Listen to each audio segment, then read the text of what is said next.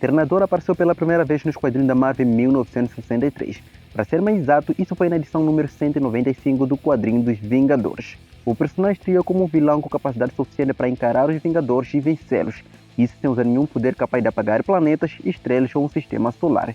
Apenas preparo e capacidade para se adaptar ao estilo de luta de qualquer adversário. E essas duas qualidades, senhoras e senhores, são o que define o personagem que foram criados por esses dois gênios. E no vídeo da apresentação de hoje, você vai ficar a conhecer o treinador, aquele que tudo copia. Oi, eu sou o Snake e se por acaso vocês foram por aqui, sejam todos bem-vindos ao canal Monster Nerd.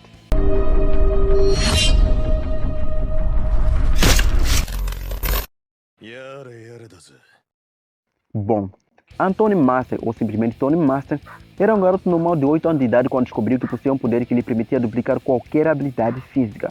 E desde então, o cara tinha aprendido vários estilos de lutas para poder se tornar um super-herói. Mas depois dele perceber que isso era uma péssima ideia, que se tornar um super-herói significava ter que viver para sempre sobre muita responsabilidade e pobre, ele decidiu se tornar um super-vilão, o que para ele seria mais lucrativo.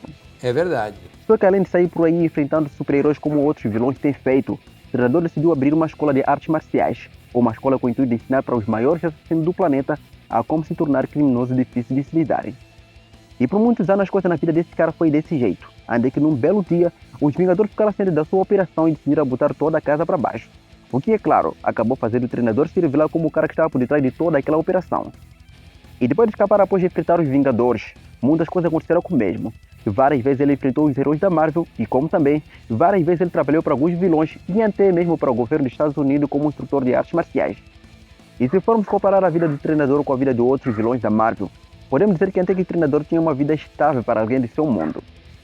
E a instabilidade da vida desse cara começou a surgir no capítulo 1 da sua solo de 2010, quando mesmo apareceu sem nenhuma memória da sua vida passada e traje de batalha. Sim, o cara parecia mais civil que um figurante. E para piorar o que já estava pior, logo depois que o cara surgiu, ele descobriu da pior forma possível que sua cabeça estava valendo $1 bilhão no submundo. Isso porque algum retardado resolveu espalhar por aí que o treinador vendia informações de todas as facções criminosas para o governo. E é claro que depois dessa informação se espalhar, muita gente ficaria irritada. E o foda é que alguma dessas pessoas tinha dinheiro suficiente para fazer o treinador sumir do mapa. Só que isso não aconteceu porque o treinador é simplesmente um dos caras mais habilidosos do universo da Marvel. O cara é foda, patroa! E algum tempo depois dessa informação se espalhar, a Marvel nos revelou que o treinador não era um traidor, que na verdade ele não vendia informações para o governo, e que todo aquele boato que dizia que o cara era aquilo e mais aquilo eram falsos. Ou melhor, quase falsos, porque na verdade o treinador realmente passava o segredo do mundo do crime para o governo. Só que não porque ele era um vilão que tentava firar com a vida de outros vilões, mas sim porque aquele era seu verdadeiro trabalho. Mas como assim, você pergunta? Bom, para eu poder responder essa pergunta do jeito certo, me sinto obrigado a voltar um pouco no tempo para poder te contar uma história não contada da S.H.I.E.L.D.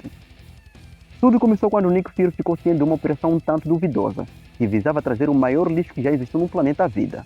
E eu acho que você já deve imaginar de quem eu estou falando. E para poder resolver essa situação sem que a informação vazasse e a operação se comprometesse depois, Nick mandou apenas Mercedes, Tony Master e mais alguns agentes confiáveis para poder lidar com a situação.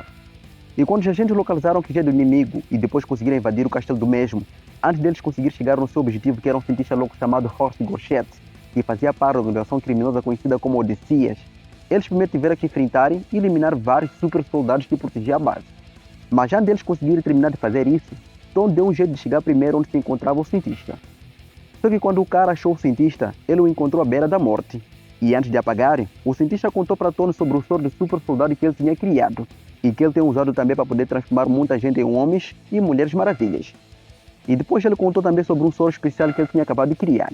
E esse novo soro funcionava como uma espécie de gatilho mental, que após ser tomado, destravaria o potencial da mente para que o mesmo pudesse absorver conhecimento instantaneamente. E parece que esse soro também possuía um segundo efeito. Parece que durante os testes no laboratório, o cientista percebeu que o seu soro também aumentava a memória de curto prazo em ratos, o que não é uma boa coisa. Mas enquanto o cientista falava sobre seu soro especial, um cara atirou no que não deveria atirar na base inimiga, e isso acabou gerando uma explosão que acabou eliminando todos os cadernos de nota do cientista. Ou seja, com a morte do cientista e com todas as anotações do mesmo destruídas, o soro não podia mais ser replicado por nenhum cientista no planeta. E após processar todas as informações que ele tinha adquirido naquele lugar, Tony fez exatamente o que qualquer agente faria para poder se tornar não um dos melhores, mas sim o melhor agente da S.H.I.E.L.D. Só que depois dele tomar o soro, ele e sua esposa Mercedes, que naquele momento tinham se tornado os últimos sobreviventes daquela missão, Além deles voltar para a base da SHIELD e relatar tudo o que tinha acontecido, eles simplesmente decidiram ficar e transformar a Odisseia numa organização chamada ORC. Uma organização que no submundo seria conhecida como uma organização criminosa sem nenhum escrúpulos, enquanto na verdade a organização não seria nada mais que uma suborganização da SHIELD que ninguém no governo ou no mundo se queria saber da sua existência.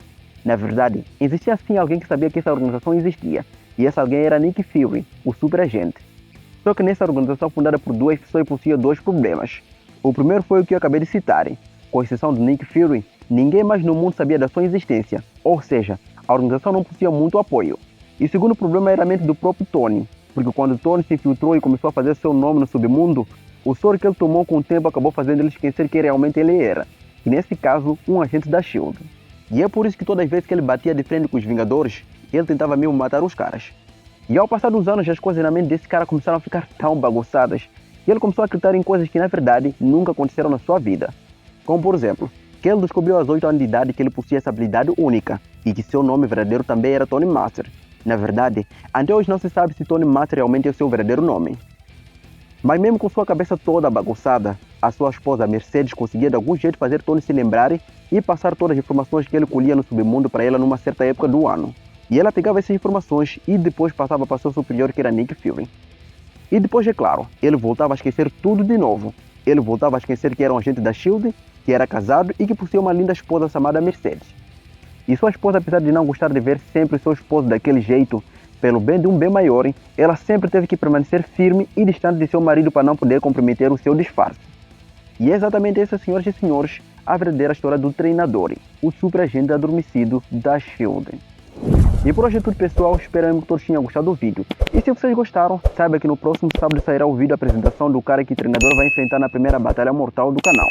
E com isso em mente, muito obrigado por ter assistido até aqui.